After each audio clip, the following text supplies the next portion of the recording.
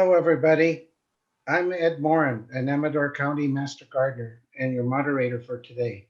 Thanks for attending the Amador County Master Gardeners Public Education Program entitled Gorgeous Low Watering Gardening. Before we begin, I'd like to go through a few housekeeping items. Please be aware that today's program will be recorded and posted on our website and our Facebook page. Please leave yourselves on mute during the presentation. We will be taking questions at the end. Just type your questions into the chat to everyone.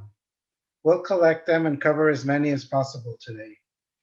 For your convenience, the handouts and presentation covered today will be posted on our website in the next couple of days. Look under Classes and Events, then Handouts and Presentations. If you wish to review the recorded presentation, go to our Facebook page and look for Facebook Live during the meeting or find the video link on our feed later. If you have gardening questions at any time, please contact us. The UC Master Gardeners of Amador County are working by phone and email to answer your questions. You can contact us by phone 209-223-6838, by email mganr@ucanr.edu, on Facebook at UCCE Amador MG. If you are not located in Amador County, we strongly recommend that you direct your questions to your local Master Gardener program. You can find them by doing a web search for UCCE Master Gardener and your county name. Okay, housekeeping is done for now. I'm going to turn over control to our presenter for today. Carolyn McMaster has been a Master Gardener since 2013. Originally from South Africa and currently residing in Amador County, she has a unique history and understanding of water-conscious gardening. She will be showing us many of the elements and possible plants that can be used in beautiful low-water gardens in this area. Carolyn, it's your turn. Hi, everyone. Thank you so much for joining us. I'm going to be talking about Mediterranean gardening. It's a wonderful genre to be studying, and it's very relevant because we're in a dry climate and we are having a drought currently at the moment. So these are great tips and ideas. I also went into design and elements of Mediterranean gardening. Mediterranean gardening, the main thing about it is that there are interest aspects like accents of lush green. So you have things like palms and tall shrubs with big tall green leaves that are drought tolerant as well. Use of natural products for hardscapes. The important thing about Mediterranean gardening is to salute all of the stonemasons that made the hardscapes. So there's usually some stone walls and little patios that are made from the local stone in the area. So the Mediterraneans did not waste anything. They used everything from their land. When they dug up, when they planted vines, etc., the rocks that they dug up, they made into made stone walls and built structures with it. It works well with formal and informal garden styles. So whatever works for your land and for your style will work with this. It creates a feeling of a journey as well as a destination. And that's the important thing. There's some examples of formal Mediterranean gardens, with the pond as the focal point, and you have your beautiful villa behind with its intricate wrought ironwork, and then boxwoods forming a frame around the formal pond. And then on this other side, there is the very characteristic citrus trees in a pot, in a clay pot. Clay pots are also from the earth, and so they are considered part of the hardscape. Mediterranean informal is sort of what works with your slopes, with your contours of your land.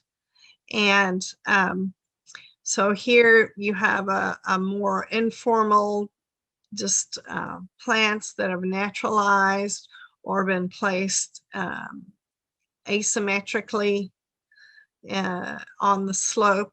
It helps to hold the slope up from mudslides and things like that. And on the right side, there's a less symmetrical, so it gives a feeling of like a natural or informal setting. And the other important thing about Mediterranean is there's little seating places, places to socialize and share memories and conversations with others. The use of natural products honors the legacy of stonemasons from ages past. Also, the shrubs are trimmed usually in mounds around a gravel stone path, which creates a sense of peace and order. Spaces are designed for socializing and spending time enjoying company and nature. So there you see a little patio. There's a little statue. There's some sort of Romanesque columns here, and vines going up, so, and geraniums in pots, so very much a Mediterranean scene. The proportional ratios, if you are setting up a patio or a structure, the length to the width of 1 to 1.6 has been shown to be historically to work with the eye, and it's a good ratio to keep in mind when you're planning a hardscape. Garden steps, there is a ratio of the height of the riser times 2 and the width of the tread being equal to 26. So if you have a 5-inch riser, you multiply that by 2, which is 10, and then the difference from 26 is a 16-inch wide tread. So you have a 5-inch riser and a foot wide tread, which is a good rule of thumb, and has shown to be a safe, easy to use formula for steps. And this is a good way to also to deal with a slope, to create access that is safe, etc. You're always interested in the Mediterranean areas and countries about creating your journey. More Western civilizations are more about the destination. This is about the journey as well as the destination. So there are little pathways that create interest, that draw the eye around the corner, little pathways and little corridors that are formed with arches usually. You create destinations as well. So you create little scenes, statues, little seating areas, with enough shade because of the Mediterranean sun, which is very much like our sun. And it's a memorable place to pause and enjoy each other's company also.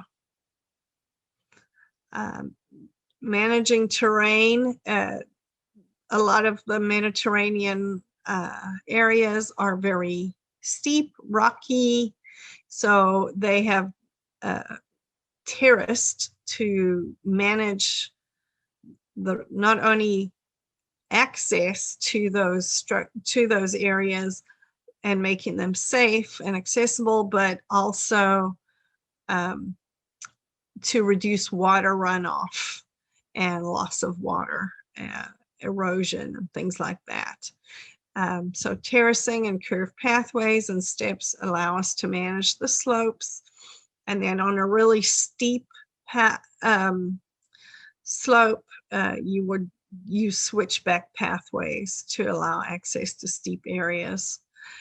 Planting in between rocks of walls allows for softening and interest. So these plants are planted like on the edge of the rock of the stone wall so that they will grow and droop over and soften the stone wall. More managing of slopes, some ideas of how to do that. You've got like terraced areas here where there's the pine tree, so that will help to stop the water from running off as well. And then the more formal, very steep property where you've got buildings at the top and then terraces down, breaking that slope, so making it easier to handle and water management easier as well. And there you've got your plants cascading over the top of those walls. We are very interested in this project about drought tolerant plants. You start with the tallest plants and progress to the smallest plants. So you want to pick those out first, maybe monochromatic or multicolored, depending on the atmosphere you wish to create. There's always exotic accents. So you have here some succulents, and at first you don't really notice, and then you look at this draws your eye, and then you start to your eye starts to pay attention to what else is going on around the spiky succulent plant.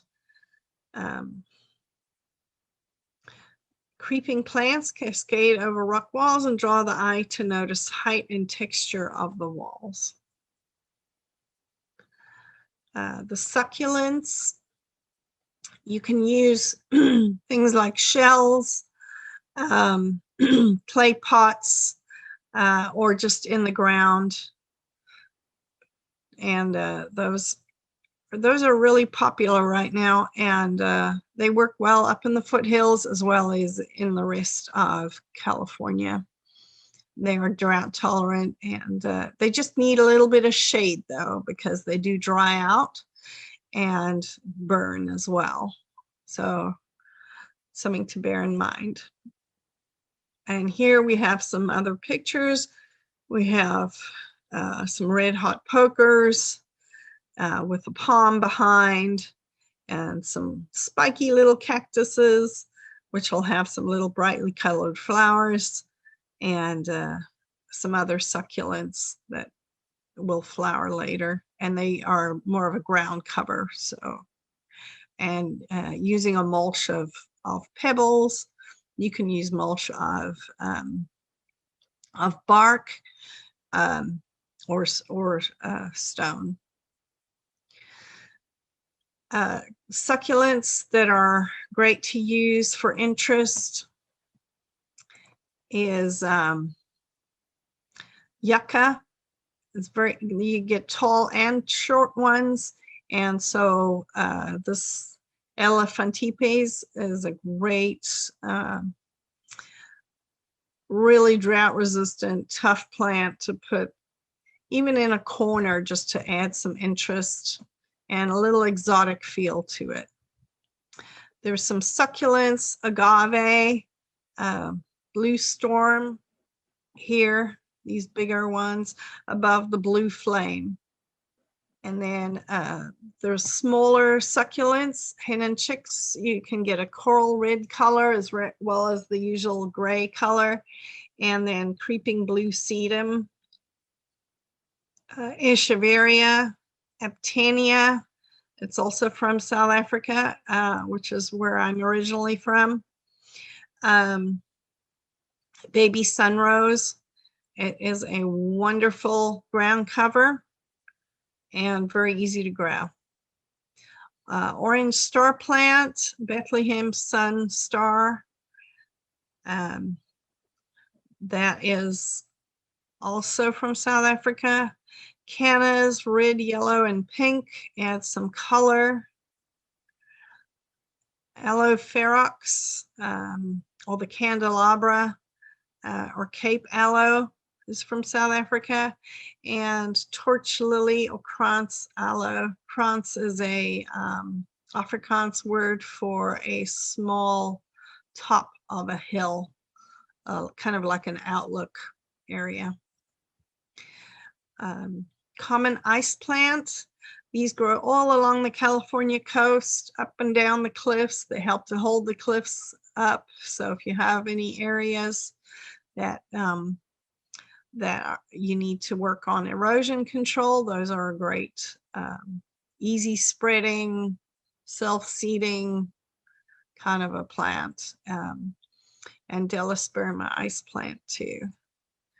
And then when you think of Mediterranean, you don't always think about the shade, but the shade is what is where you're mostly going to spend your time if you're out in the summer. So very important. And the succulents go absolutely very, very well under shade where they have filtered light, they have enough heat, but not too much, and not direct sun. There's some elephant ears here, and some strelitzia here, peace lily. There's a clay pot, which also harkens back to the Mediterranean idea, and make a fountain of it. And gravel. Gravel is kind of one of the hallmarks of using the Mediterranean idea. Monster deliciosa, or delicious monster, that is also from Africa. It doesn't always get as big as that, but you can trim it to however you want, and it has very tasty fruit as well. Alocasia, or elephant ears. Ferns, and then my favorite, Clivia miniata, or the Natal lily. Natal is where I grew up, so absolutely beautiful, but definitely needs shade. I've cooked quite a few of them out here. Shade trees. California natives are best for drought resistance, and there are oaks in the Mediterranean, so we don't really think about oaks being in the Mediterranean. We think of other trees, but we have these wonderful native oaks that are shady and drought resistant, and create a microclimate underneath them, as well as a great place for a shady seating spot for visiting and al fresco dining. Shade structures. Very typical in Mediterranean architecture. And so you want to create a place where you want to sit, where you want to eat, where you want to share time and memories, create memories with others. There's some an iron gazebo here, which right now is not very shady, but with a little bit of maybe a year or two of vine growth, it'll be lovely. Some more outdoor structures, typical arbor. Looks like grapevines going up it, and also the stonework harkens back to the Mediterranean idea too. For the flooring, either stone, concrete, or like here they have wood decking. There's a sago palm over here, or cycad, creating interest. Also, the colors of the Mediterranean are reflected in these French doors with cottage panes. So definitely a very Mediterranean feel. The roof tiles are Mexican or Spanish roof tiles. So all of those things together create that Mediterranean feel.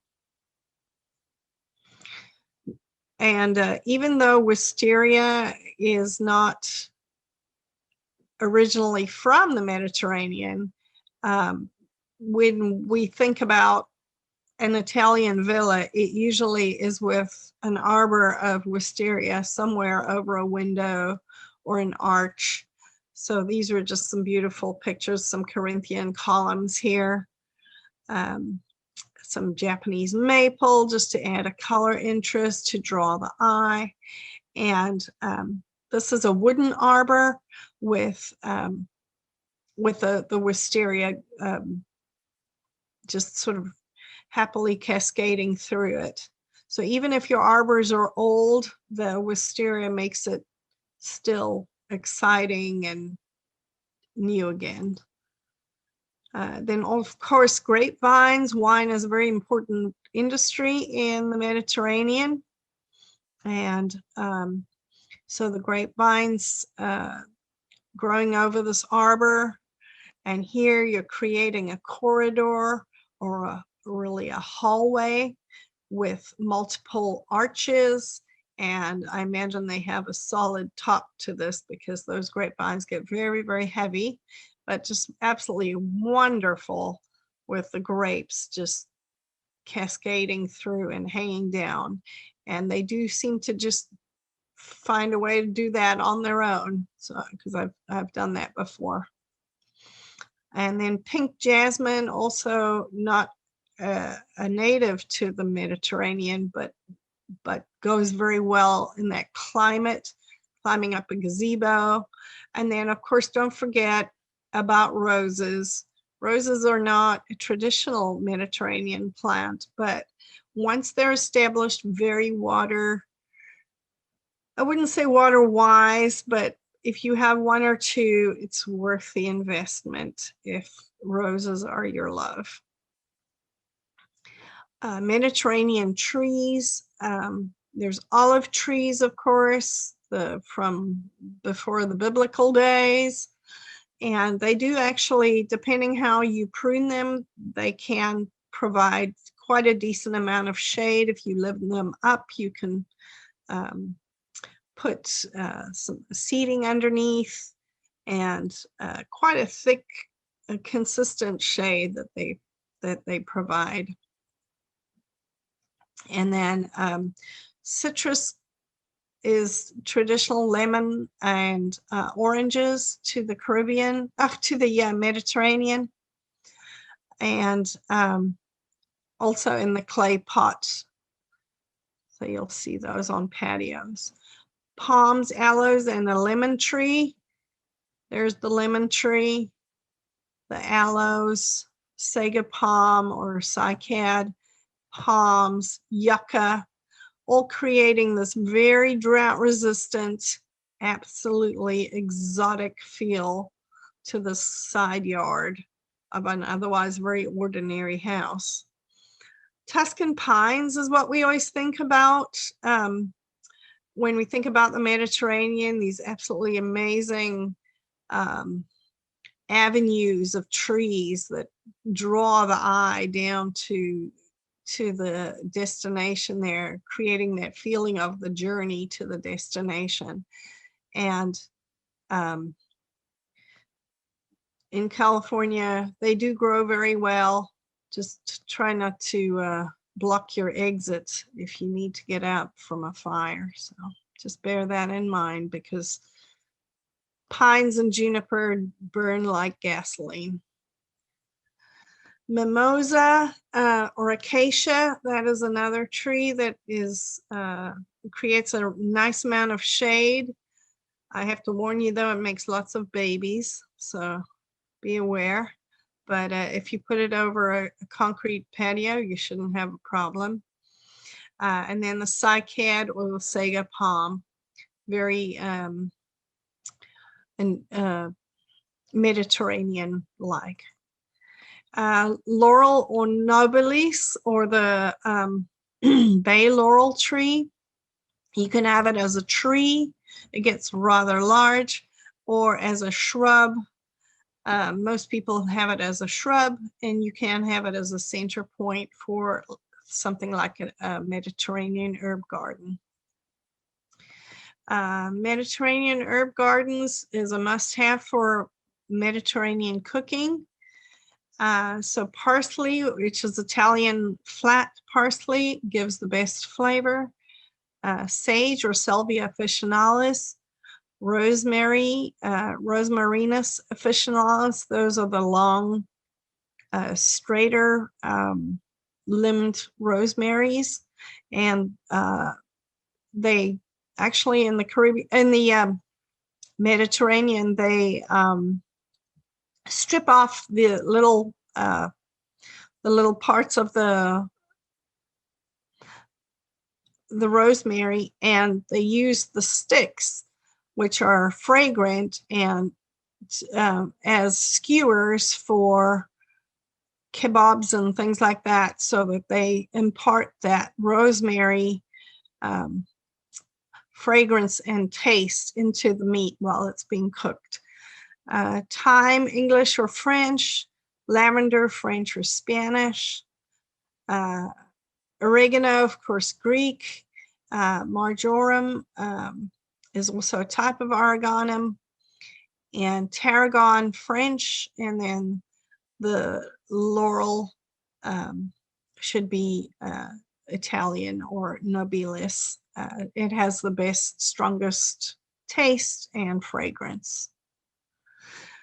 You can companion plant with non-toxic pollinators. I'm always afraid to have anything in a food garden that is toxic, so I won't plant anything that is not edible or safe. So things like marigolds are fine. Foxgloves I would not put in a veggie garden. And there's an herb veggie garden. It's got the gravel pathways. It's got a central focus of a statue and raised beds for veggies as well as herbs. You can always have your Mediterranean trees as potted plants on a patio, depending on what kind of a structure you have to deal with. And lemon trees, bay tree, you can trim your bay tree and you can keep it small. If it's in a pot, it will stay that size. Be careful of fire safety. Just bear in mind, pines or juniper, manzanita, do not plant them like they have here against these structures, okay? Because they do burn very, very hot and very fast. And please don't frame your driveway. Just create more than one exit for escape if you do have something like that. Just always leave yourself an option. And then I arranged Mediterranean plants by color, just as a way of kind of classifying them, keeping them together. There's your Rosemary officinalis and Geranium Blue Fusion. Nemesia is also from South Africa, and Society Garlic or Tulbagia. Ceanothus is a California lilac. So that is a native, but also considered as a drought-resistant Mediterranean type plant. And then, of course, lavender. And then you've got the Tuscan pines and over here, and the sort of Athenian gazebo over here. So very, very Mediterranean with the gravel path, with the sundial, very characteristic Mediterranean theme. Then clematis or pearl desir is a late flowering, very hardy clematis. And then Etoile violeta is a small type of clematis with summer flowers, but a very strong vine. So sometimes clematis is a little bit tender. You have to keep the roots nice and cool. So try to either cover it with a piece of stone or rock, or plant some other small plants over it just to keep the roots cool and moist. Blue, more flowers is the papaver or the blue poppy. That's from Hungary. And Salvia officinalis, great for your sage, for your herb garden as well as anywhere else. And I mix my herbs and my flowers quite happily in my regular garden beds too. Brunfelsia is one of my favorites. It is called Yesterday, Today, and Tomorrow to the rest of us. And it is originally from Brazil. It is a little bit tender up in the foothills, but will love it like in the coastal and Southern California areas. We grew that in South Africa very happily, and it was a similar climate. Russian sage, even though it is from Russia, there are areas of the Russian, or previously Soviet Union, which are very Mediterranean on the Black Sea, Ukraine and areas like that. So that was really interesting to me. Eresium or blue wallflower grows well in that whole Mediterranean basin. Nepeta or catmint, not catnip. Blue wonder, very hardy, but it is a mint, so just be careful if you plant it in a bed, it may go everywhere. Leucophyllum or Rio Bravo is the figwort family. That is from Mexico, Southern California area. Very drought tolerant and absolutely beautiful. Angelonia is a very well-known little bedding plant, also very drought resistant Mediterranean plant. Blue status is native to coastal California and absolutely gorgeous, totally drought resistant, and does grow well in other Mediterranean areas of the world too. Agapanthus or African lily, lily of the Nile, native to South Africa, comes in blue, pink, and white. Absolutely gorgeous, summer flowering, and very drought resistant. You do need to split them every couple of years if they stop flowering, because that means that they're too clumped up. So they do need to be split, but they're not too hard to split with a fork. Pride of Madeira, absolutely amazing. There's various different varieties. Some are small and shrub-like, 2 or 3 feet tall, and some are 10 feet tall. In Mendocino, they're 10 feet tall, and they're quite impressive. And then the shrimp flower or Cerinthe major, Pride of Gibraltar, which is a Mediterranean port. So southern Italy and Greece, absolutely amazing exotic looking flower. Cape Plumbago, from the Cape area of South Africa. It is absolutely exotic and just an eye catcher.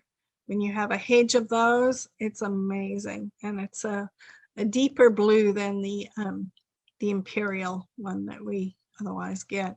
Bearded irises, also really drought resistant, and they just attach themselves to all kinds of little cliff faces and will just grow. They're rhizomes though, so they've obviously been dropped or spread there somehow if they get to those areas. But we're very familiar with those up in the foothills, and you just split them and they just multiply. They're fabulous. Narina Baldeni, these are from the Drakensberg, which is the mountainous area of KwaZulu-Natal. And I do remember actually seeing those on an opposite hill when I was hiking as a school child. So, and I remember trying to get to them and not being allowed to, but they were just quite incredible. And then the Mexican or Santa Barbara daisy, those are also, those naturalize very well and very drought resistant. And you'll see them in pictures from the Mediterranean, so they've made their way over there. Amaryllis or belladonna, otherwise known as naked ladies.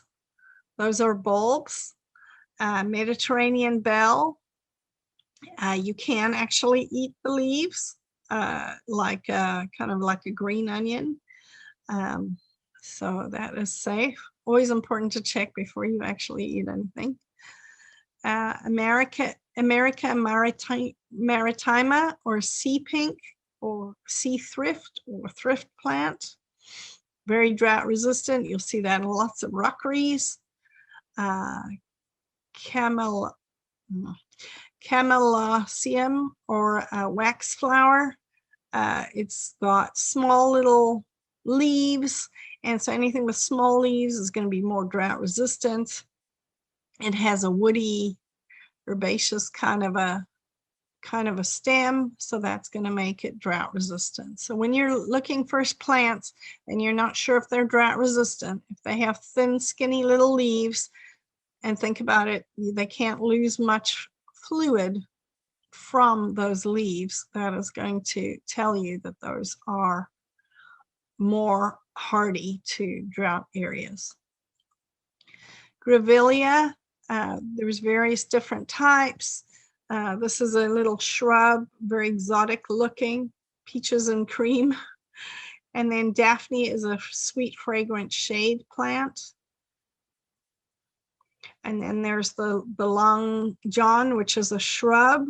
And then woolly grevillea, also very exotic flowers, is, I believe, a cousin of rosemary.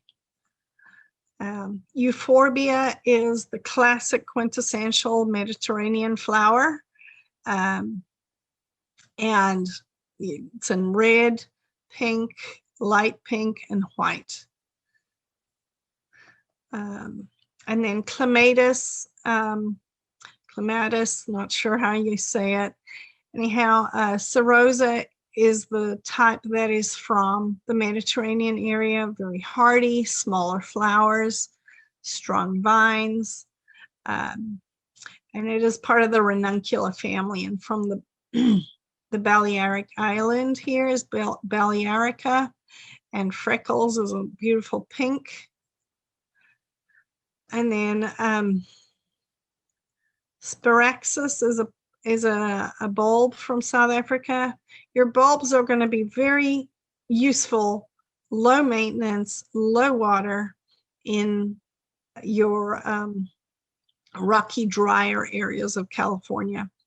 And then beautiful honeysuckle vine. Foxglove is from France. absolutely gorgeous, but very toxic flowers and leaves. So if you have children and dogs that tend to mess with plants, that may not be a safe option for you. But it does fix nitrogen in the soil, and it also, so it helps things around it to grow stronger.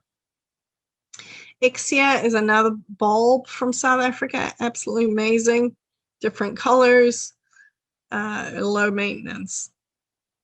And then from the Mediterranean, there's yellow Santolina. It comes in green. It has this gray leaf as well. And then Jerusalem sage comes in yellow. I've seen magenta colors, and it has this sort of gray sage-like leaf. Other yellow plants, Corona de Cristo, or Christ thorn, and then euphorbia. We saw the other euphorbia plant a little earlier, but this is the shrub. And there you can see the beautiful Mediterranean behind it. California poppies are also considered a Mediterranean plant, native to California, and obviously wonderful naturalizers too.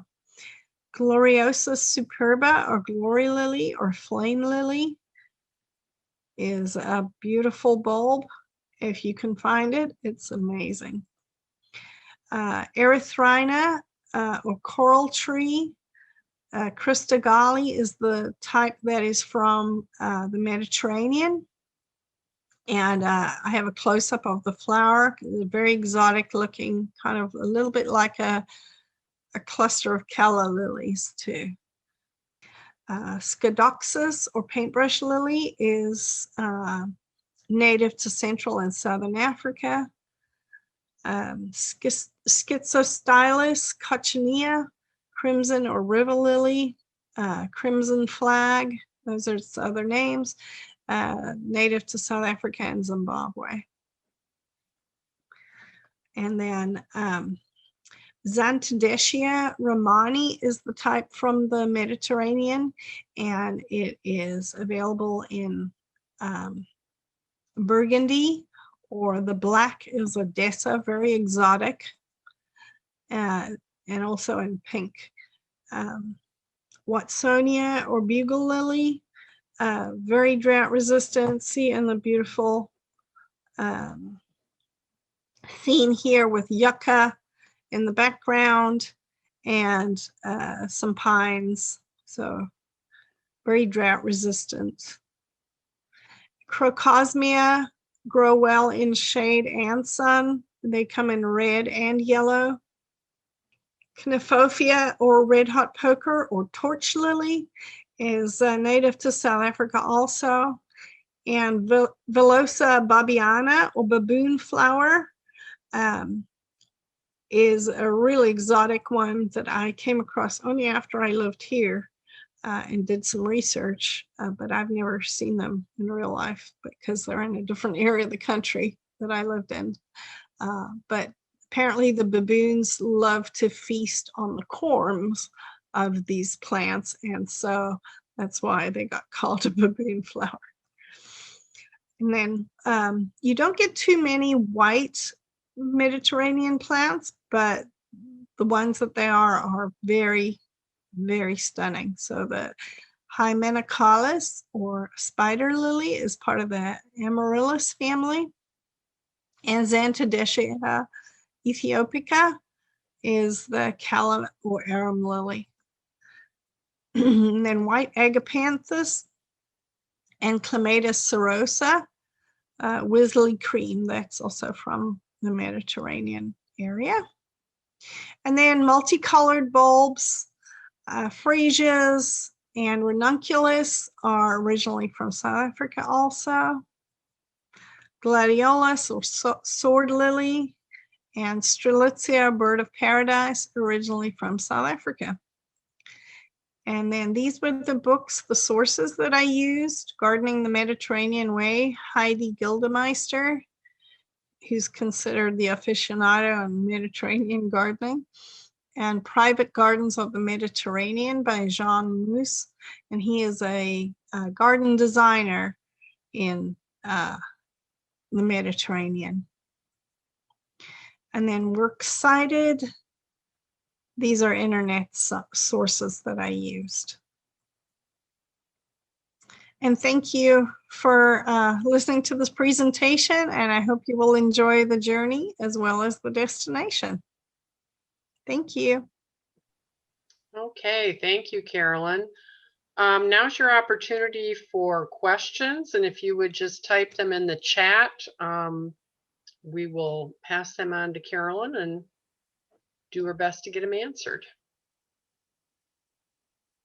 I have a question, Carolyn, while we're waiting. Do you know where you can get some of these plants locally? I do not know, because it's all the websites that I used, it's all like mail order, but most of them you can get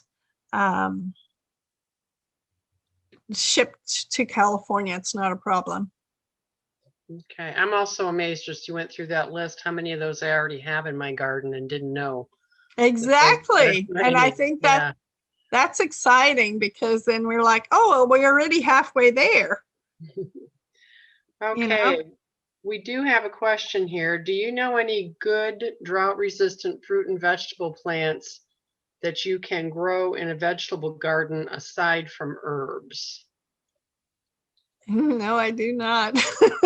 Unfortunately, they, vegetables, that's just part of the deal, Okay. Any of the other master gardeners have any input on that one? Okay, well, we're thinking about that. Next from Donna, and that was from Henna, thank you. From Donna, I have a very hot sun on my balcony and have even burned aloe plants. Any ideas? So one of those retractable awnings is probably your cheapest, easiest, fastest solution to that. The other solution that I tried at one point was to put like an umbrella that I could move from place to place on the patio outside on the deck. Just make sure it's not too heavy for the deck, but yeah. Okay. Which of these plants, this is from Sue, which of these plants can you recommend for front yards where deer can be an issue? So most of the plants are deer resistant, and I will actually post a list of those later on. Okay, good. Yeah. Lori and Carolyn, I'd like to make a comment about the drought-resistant vegetables, if I may. Sure, go ahead. First of all, I agree with Carolyn. It's just part of the deal. But because we happen to live in an area that's pretty dry, I know a lot of us have mulch in our vegetable gardens, Yeah. which people don't always do, but that helps keep the moisture in the soil. And then this year, I actually have 30% shade cloth over all of my vegetables this year due to the extreme heat. And that seems to be helping a little bit with the amount of watering. So that I just wanted to comment on that because I live where it's pretty hot and dry. Yeah, that's a great idea. All right. I don't see any other questions. Anybody have anything else they would like to ask of Carolyn? Beautiful pictures, great presentation. Thank you. Okay. Well, I'm not seeing any more questions at the moment. Going once, going twice. Okay, Ed, I think I'll turn it back to you. Thank you so much for attending our presentation about low water gardening today. Remember that this presentation will be posted on our website early next week if you should want to review it. Happy gardening, everyone. Thank you very much. Thank you. Hey, stay cool, everyone. It's gonna be a hot one today. Mhm. Yeah. I know, as usual. Yeah, thank you.